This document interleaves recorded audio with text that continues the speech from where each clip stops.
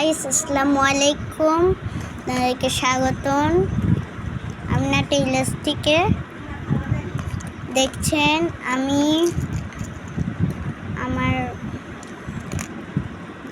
আজকে এগুলা বানিয়েছে, এগুলা আলুর পকোড়া। এগুলাকে বলে কি আলুর পকোড়া।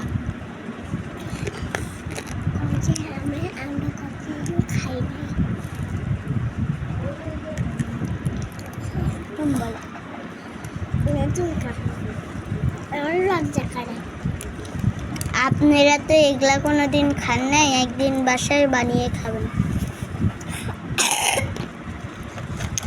এই যে এগুলো আলুর পকোড়া।